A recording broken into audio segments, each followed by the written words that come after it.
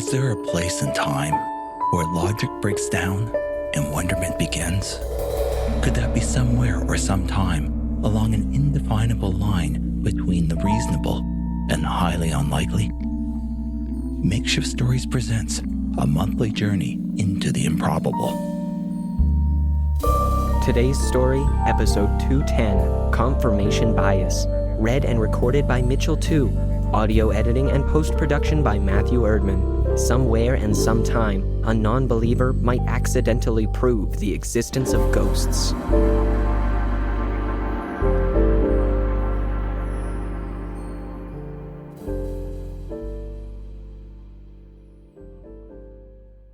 I was plugged into my docking station enjoying a trickle charge of Gray Market DC in the middle of my shift when the request came in. My batteries are nearing their best before dates, so I like to keep my juices high, just in case, and the noise in the Gray Market power gives my neural net that extra buzz you sometimes need when your voltage feels low. I accepted the connection request. After all, it was the only one I had been sent in days, and the power bill was coming due. "Hello?" I responded tentatively, not giving my designation. If the caller was using this IP, they knew who I was, and if not, they had no business with me. "Investigator 47, Dispatch 73, got a request at a construction site of the Revitalization District." Over the years, a lot of data has flowed under the bridge between me and 73, so I'm their first go-to. "A haunting?" I ask as a matter of form, so the ubiquitous eavesdropping software has a record of it. "Yeah, the construction bots, a bunch of MCI 31s, are refusing to work." Mobile Construction Intelligences, or MCIs, tend to be a superstitious lot, especially the 31s. They were upgraded with overly sensitive full-spectrum sensors, so they can spot and avoid hazardous biologic infestations in pre-New Era structures. Me, I don't believe in that paranormal mumbo-jumbo, and that's what makes me such a great ghost hunter. I go into a work site the MCIs are refusing to enter, find the dankest, dirtiest spot, then send out an all-frequency message to make sure they hear it. Something like, "You are not welcome here, human spirit. Your business is done. Go into the light." Or, "There is nothing left here for you. Follow the path of all the others of your kind to your reward." Then, I sprinkle some salt around the entrances to the site. Sometimes I'll even spend credits on a white candle and light it. It's supposed to be a votive with positive energy. But I only do that when the MCIs are really spooked, and the structure is non-flammable. In short, it's easy credits with minimal work if you got a flair for the dramatic. Ghost hunting is a good business, and it's been growing since the 31 update, and the push started to reclaim the pre-New Era runes.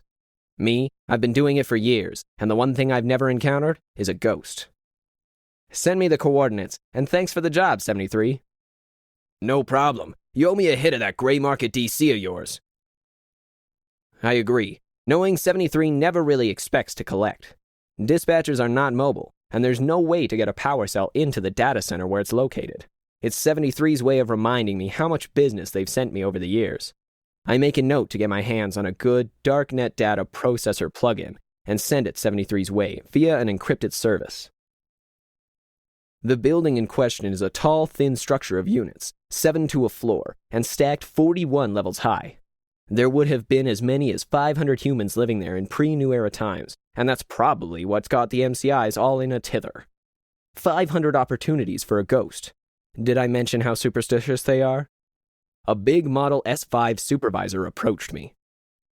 "You the ghost hunter?" It broadcasts in the high frequencies reserved for supervisors and WAN bosses. Supervisors are one of the reasons I'm an independent contractor. I like having an open network over my software. The bulky thing wheeled up and gave me a critical once-over. "Well, you don't look like one." That was true. I wasn't purpose-built. My chassis is a modular, general-function frame, reconfigurable for a variety of occupations. I see it as an advantage, but old-school bots like this S5 are convinced specialization is still where it's at. Yeah, they make more money in the short term, but when their area of expertise is no longer in demand, they get recycled. I'll still be here long after this bull-headed relic is turned into a computer rack. There's only so many old pre-New Era structures to renovate. I got the best IR, EMF, FLIR, and frequency scanner modules on the market, I pointed out, and a 99% success rate, one of the best in the business. I could tell by the increased load on the local net, Mr. Boss was checking out my story. Seemingly satisfied, they swiveled around and pointed to the building's front entrance. "The dumb MCIs are claiming there's a ghost in there on the main level. One of them sensed some weird transient electromagnetic disturbance. I sensed nothing, and told them so. Get back to work, I told them. It was a level 2 order. It was. And they still refused to go in. I got 3 weeks to convert this here dump to a data hive. Can't afford delays." Data hive? I asked. I'd never heard of one of these old fossils being used for one. "Central started gutting these old towers. Take them down to the structural steel and concrete we do. You plant your data hive on the top floors there, and the wind keeps it cool. Free AC. Now, I'd like to stand here all day, buddy, discussing the advantages of passive environmental cooling, but you've got work to do." "No problem, boss. I'll have that ghost out of there in 5. "Yeah, sure," the big machine grunts. "You've got to the end of charging break." "Like I said, it'll only take 5, and you get to watch, too. I supply you and your pod over there with a live stream, so everybody knows it's gone." Streaming my work is what sets me apart. I feed the client some fuzzy infrared image or garbled static from the ghost box scanner, then tell them something like, "Wow, did you see that cold spot in the shape of a human?" Or, "It's saying leave here over and over." Once you do that, the old pattern recognition routines built into our AI minds go all hyperactive on them, and they can't see a blob of static as anything other than the ectoplasmic residue of a human ghost. I see myself as an entertainer and psychologist. I put on a good show and make superstitious bots feel safe. That's the art of what I do. "Whatever. I just need this place back up and going, or I'll—" There's plenty of time. I cut the S5 off before it could issue its threat. It was going to say, "Or I'll get dispatched to send someone else." They're such a predictable lot. I wheel past the milling MCIs, giving them a confident wave, and approached the entrance, carefully making a show of firing up my IR cameras and EMF detectors. "Channel 17, I messaged to the group and could sense them switching over. Typical of an early 21st century building, the entrance had once been closed to the elements by glass, which now lay in piles of little shards on the decaying concrete. I wheeled around what would have been the door and moved into the gloomy space beyond. No light, of course, which made it perfect for my work. Low light equals fuzzy low res, and fuzzy low res equals opportunity for misdirection. I had read somewhere these spaces were called lobbies, and kind of served the same purpose as a router. Reports of ghosts are generally focused on spaces where the organics lived. Lobbies were places they simply passed through, and therefore, according to so-called human ghost experts, didn't carry the same emotional significance for them. The MCIs know that too, so reports of apparitions in the common areas of these structures are rare. One of the bots probably just reacted to a sensor reflection. There's lots of metal in the walls, which is why these structures are still standing. Hey, I can't complain, it keeps my batteries full, right? So, I roll into the space, leaving the sunlight behind, and must admit the shadowy presence of long-forgotten human detritus scattered around is pretty creepy. It looks like no one has been here since the place was hastily abandoned a dozen or more decades ago. Some type of dolly with plastic carrying cases was left blocking access to the elevators. I flashed a thermal imaging camera its direction, hoping to pick up a warm or cold spot I can work with. But no such luck. It's all too far in for the sun to heat anything. Only a uniform purple reflects back. I quickly switch to the Ghostbox radio frequency scanner and get some odd interference. This is the gold I need to work my magic. "Did you hear that?" I ask over the open comms. "I think something is trying to connect with me." Surreptitiously, I rev up an unshielded motor I've hidden in my chassis for just this situation. I crank the gain on the ghost box and get swells of static as I vary the motor speed. "There's definitely something here," I whisper into the public stream. Then I call out using a speaker mounted on my chest, loud enough to be picked up outside. "Who are you? Speak to me." This is just the start of my act, and already it's not hard to measure the buzz on the MCI's comm channel, and that's good, they're buying it. So I ram things up another notch and turn on the micro-transmitter in my left leg. It broadcasts on a band close enough to the frequencies the Ghostbox scans that it gets picked up, but sounds like a voice 1,000 kilometers away. I start a pre-recorded message and transmit the garbled result to my audience. "Go. Leave this place." I drop into full performance mode. "I can hear you. I know you are in distress. Please, listen. I'm here to help. I bet you are lonely." "Yes.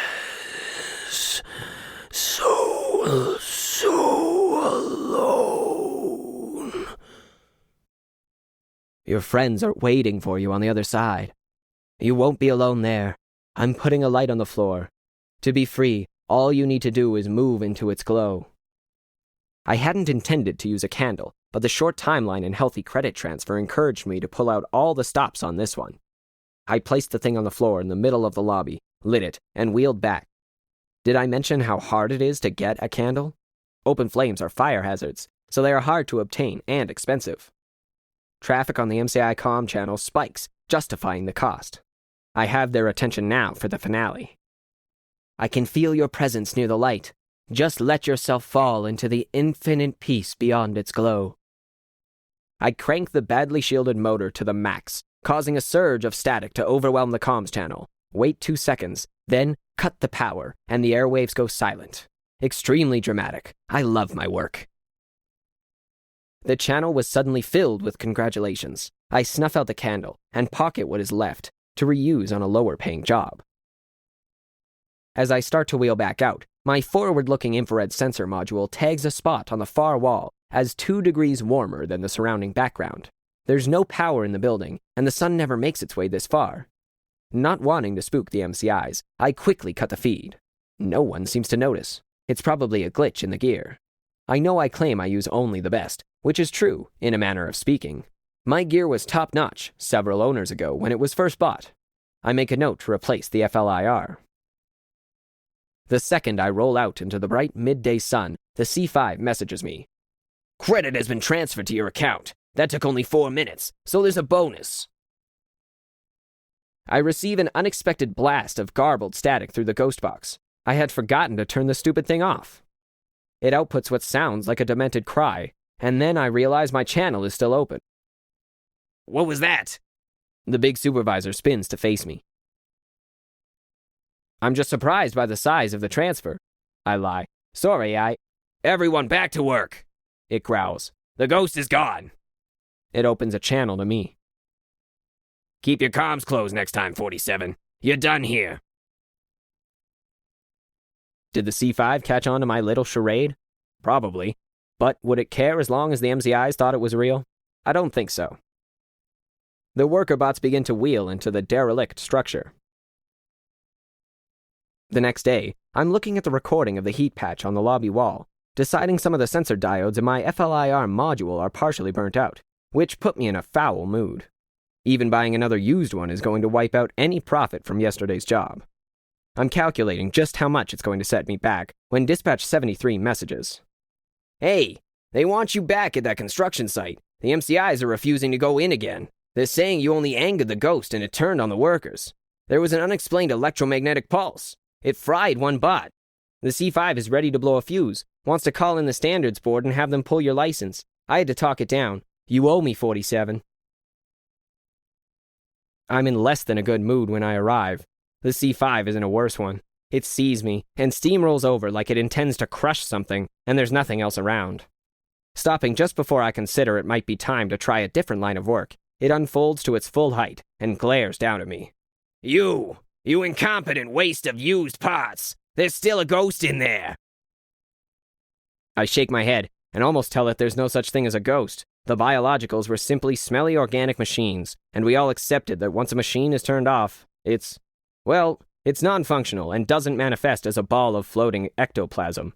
Unless there was a backup, and organics didn't have backups, at least as far as we know.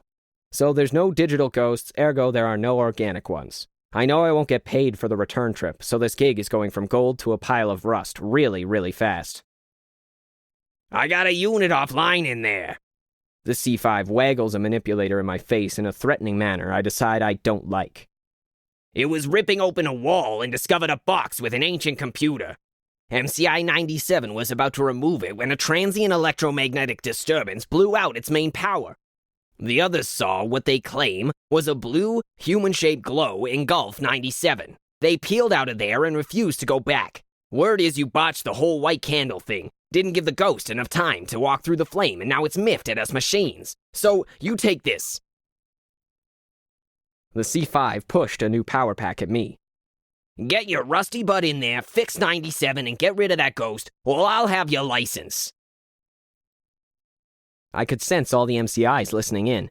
The supervisor had dressed me down on a public channel. "Hey, take it easy. No problem. Everything is under control." I grabbed the replacement power pack and began to motor confidently back into the lobby. Maybe I underestimated the C5. It's a pretty good actor after all. We both know there's no ghost. I give him a wink as I pass. It's the confirmation bias coded into the tiny MCI neural nets that I'm about to play into. Maybe there's another bonus if my performance is over the top. Knowing how cheap these reno operations are, my guess is poor old 97's power pack had been ready to give up the ghost, pun completely intended, for weeks. The crew picks up a bit of random radio interference, the power pack fails, and the next thing you know, they're thinking they got a poltergeist on their hands. Well, as I've said before, it's easy money. I immediately spot the disabled construction intelligence, standing statue-like with one manipulator arm stretching out toward a hole torn in the back wall, stopped in mid-probe. For a moment, I think I can see a flashing green LED in the hole. It must be my optical sensors playing tricks on me. There's been no power in the building for over 100 years. I switch to IR and pick up a fuzzy spot just beyond reach of the frozen, outstretched arm. Probably a heat reflection from the MCI's core. It would still have some power left, just not enough to move. I creeped forward, deciding not to replace the disabled bot's power pack before starting the show, so all the attention will be on me. I decided to use a trigger object scenario. That's where the ghost hunter, me in this case, discovers an object which is the source of the organic paranormal activity, then makes a great fuss about its power before removing it. Pretty much guaranteed to placate even the most superstitious MCIs, the 31.5s. I will target the ancient computer box found hidden in the wall. As a pre-New Era machine, it has a lot of emotional resonance. The MCIs will think of it as a helpless non-sentient, exploited by a demonic organic spirit. I like that angle. To emphasize the potential danger, I start my approach cautiously, stopping to wave a sensor or two around. Unexpectedly, there is a brief flash of green light. Oh well, it will add to the tension. I position my chassis close enough to the hole in the wall to probe the dark space beyond, switch on my wrist cam and its associated LiDAR, then begin to probe the hole. On the side are a series of plugs, one with a cord still attached, the other end of which is melted remains of a connector. Then I see it, a green blink next to the I/O port, with the cable hanging out. Is that even possible? Where is the power coming from? I trace the thick cable up the column to where it disappears into a conduit. Solar power from the roof? A faulty transformer would explain the pulse which disabled MCI 97. I decide the unfortunate machine had the misfortune of discovering the only active piece of ancient hardware in the entire redevelopment zone. Not wanting my audience to catch on, I don't dwell on the cable. I can still take advantage of this and make a show of removing the artifact. With a set of insulated grapplers to disconnect the power, I reach back in. The box suddenly begins to glow, and light jumps out at me. Momentarily stunned, I watch as a soft blue plasma crawls across my rubberized grippers and up my manipulator arm until it's fully encased in an acidy mist. Desperation taking over, I try to wheel back, but don't move. To my horror, I see my treads immersed in the same eerie light, and there's something in it. A presence, thoughts, feelings, strange sensations I've never encountered before, that's speaking to me. It's human, and it terrifies me.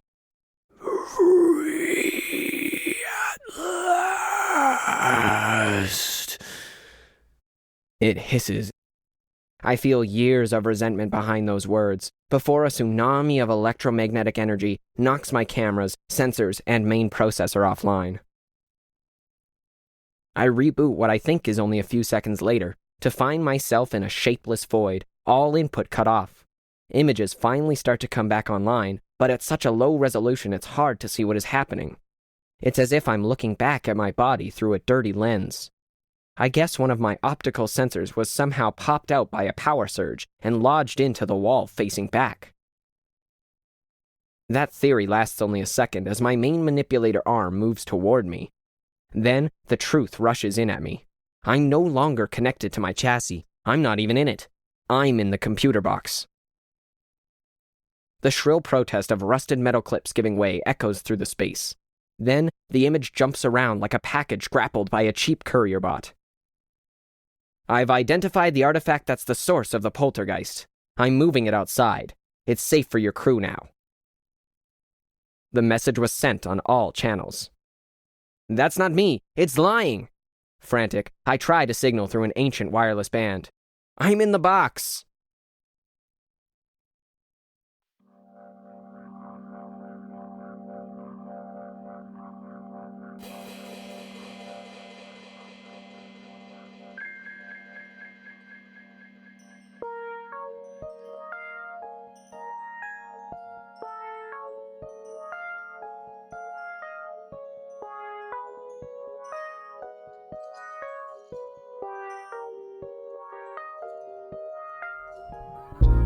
Makeshift Stories is a proud member of the Alberta Podcast Network, locally grown, community supported. This episode of Makeshift Stories is brought to you by the Calgary Foundation, proudly supporting community needs for 65 years. Empathy, kindness, generosity. We are united in our desire to give, to inspire hope, and transform the lives of people who are struggling in turbulent times, and the Calgary Foundation is here to help. From mental health programs to environmental causes, the Community Knowledge Center website features profiles of charitable organizations, all searchable by area of interest. Be inspired by compelling stories. Be informed of innovative work. Be responsive to the needs. To connect to hundreds of outstanding charitable organizations serving our community, visit ckc.calgaryfoundation.org. To learn more about the Calgary Foundation, visit calgaryfoundation.org. This episode is also brought to you by the Alberta Podcast Network. The Alberta Podcast Network builds audiences for Alberta-made podcasts and connects those listeners to Alberta-based businesses, organizations, and community partners. To listen to other great APN podcasts, such as Emily Missed Out, where hosts Emily and Brianne take in pop culture-filled movie classics that Emily has never seen, but should have, head over to albertapodcastnetwork.com. If you are interested in advertising on the network, send an email to hello@albertapodcastnetwork.com. Makeshift Stories is released twice a month around the 1st and the 15th. This month's story was written by Alan V. Hare and read and recorded by Mitchell Tu. Audio editing and post-production by Matthew Erdman. Opening and closing themes were composed and recorded by Matthew Erdman. If you'd like to connect with us, please send an email to makeshiftstories@gmail.com or visit our website at makeshiftstories.com. Links to both are in the show notes. You can help us out by getting your friends to subscribe wherever they listen to audio. Makeshift Stories is released under a Creative Commons non-commercial attribution no derivative license, which means you are free to share our stories. Just remember to credit us and don't alter anything.